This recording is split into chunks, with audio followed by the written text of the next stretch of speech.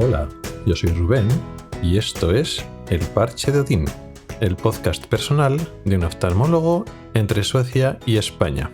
Este es el episodio 220 y se titula Estrés del puesto intermedio.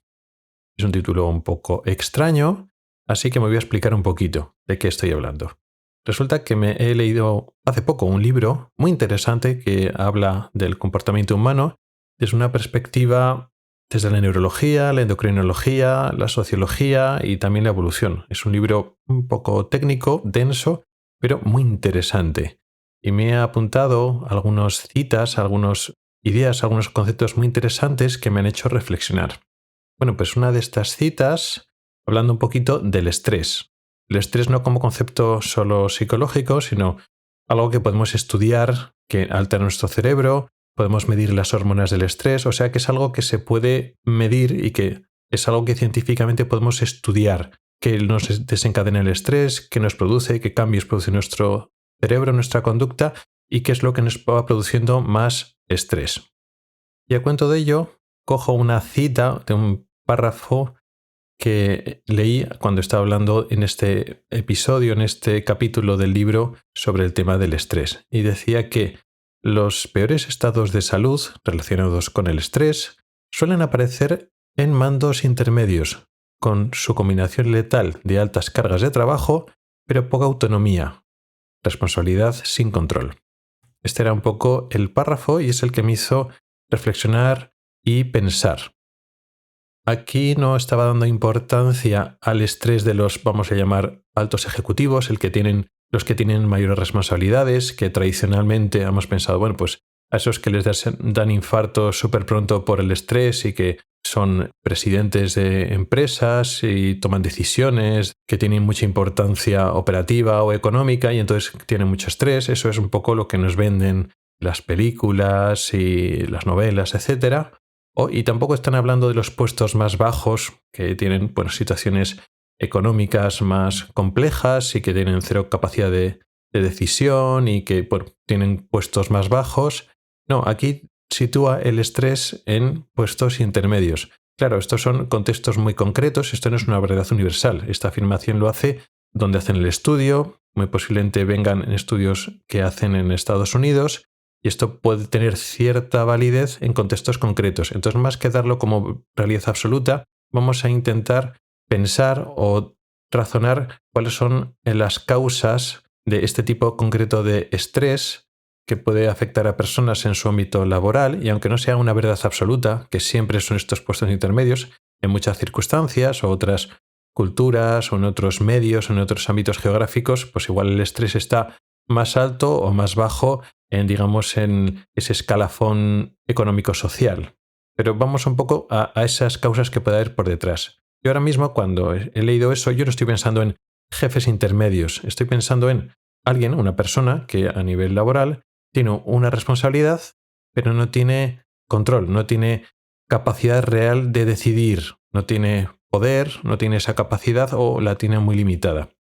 Por ejemplo, llevo a mi terreno, ahora vamos a ver que se aplica a muchísimos de los terrenos, pero bueno, por poner un ejemplo, un médico que se toma en serio su responsabilidad, su trabajo, su juramento hipocrático, pero no tiene autonomía, no tiene control, no tiene capacidad de decisión, no puede decidir sobre los medios, los recursos que se dedican a esa atención, su propio tiempo o cómo se reparte su tiempo, los medios materiales o otros trabajadores, otros compañeros o otros sanitarios, los recursos económicos o de medios materiales para utilizar para cuidar a sus pacientes, no tiene control sobre eso, o sea que en ese sentido es como un empleado más, no decide qué medios, qué recursos, qué tiempos se dedica al paciente y sin embargo él siente esa responsabilidad al paciente. Muchos médicos sentimos que nosotros no somos un engranaje más y sentimos cero responsabilidad si esos medios, ese tiempo, esos recursos no le llegan al paciente para ser suficientes. No pensamos, bueno, pues ya está, esto es lo que decide, lo que sea, los jefes, la gerencia, la administración, el sistema sanitario, lo que sea. Y si no le llega, es responsabilidad del sistema. Yo aquí no pinto nada, no cumplo un papel. Muchos médicos no funcionamos así. Y lo entendemos como al revés, es decir, la administración o los jefes, lo que nos rodea, realmente es una forma de administrar los recursos que nosotros necesitamos.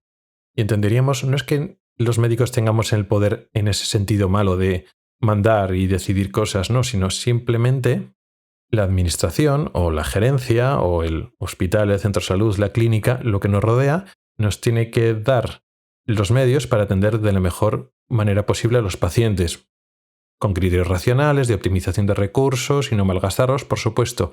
Y pensamos que es eso, que nosotros somos los que estamos en contacto con el paciente, pero los responsables últimos, y el resto que está a nuestro alrededor no es que seamos nosotros unos empleados de ellos, sino ellos tienen que estar al servicio, no nuestro, sino de la atención al paciente. Y nosotros, digamos, administramos esa atención al paciente y con el mejor criterio que podamos tener, bueno, pues a este paciente necesita esta analítica o este tratamiento, etc.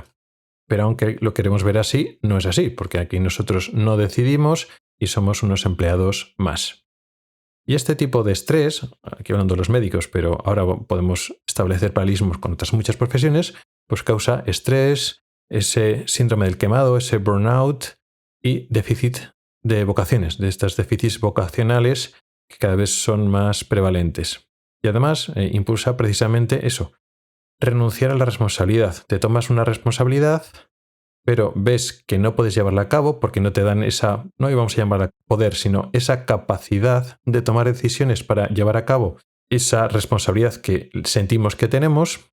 Como no puedes ofrecer lo mejor al paciente, renuncias a ello, ¿no? Renuncias a que intentas no sentirte responsable porque eso al final te quema y acaba con tu salud, ¿no? Te genera ese estrés que es físicamente malo para tu salud. Al final, si te tratan como un empleado sin iniciativa y sin capacidad de decisión, al final consiguen eso, pues que vayas a tu trabajo, a cumplir las horas y ya está.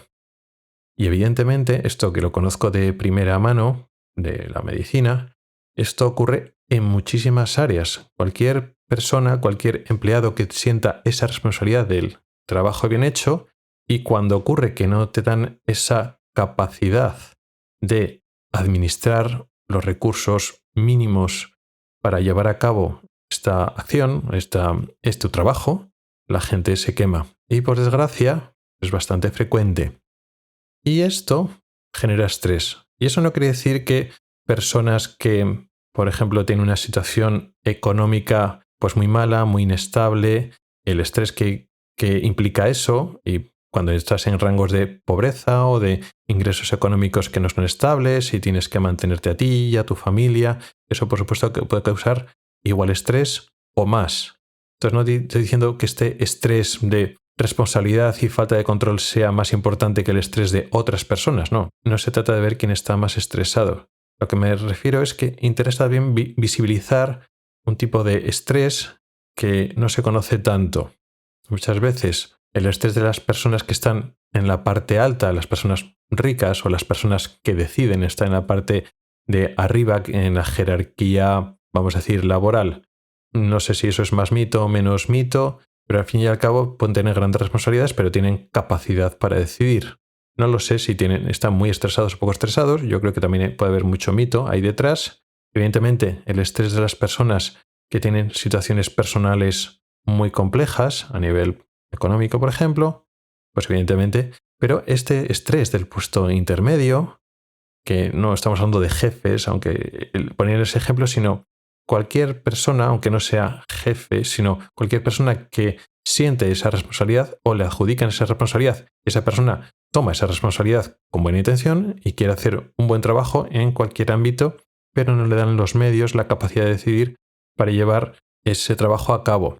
Es una forma de tú sientes esa responsabilidad, con lo cual vas a hacer todo lo posible, vas a hacer piruetas para llevar ese trabajo a cabo, pero minimizo el tiempo, los recursos que dedico a eso. Y tú ya te lo montarás. Es una forma de optimizar recursos, pero de mala, una forma mala, moralmente muy dudosa de llevar a cabo esos trabajos, minimizando recursos a costa del estrés y al final a costa de producir mala salud en ese trabajador que tiene responsabilidad, pero no tiene medios o la capacidad de decidir qué medios emplear.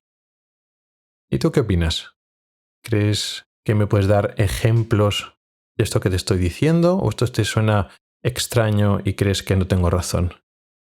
Estaría encantado de oír tus comentarios. Muchas gracias por el tiempo que has dedicado a escucharme. Tienes los métodos para contactar conmigo en las notas del programa. Nos oímos la próxima semana. Hasta el próximo episodio.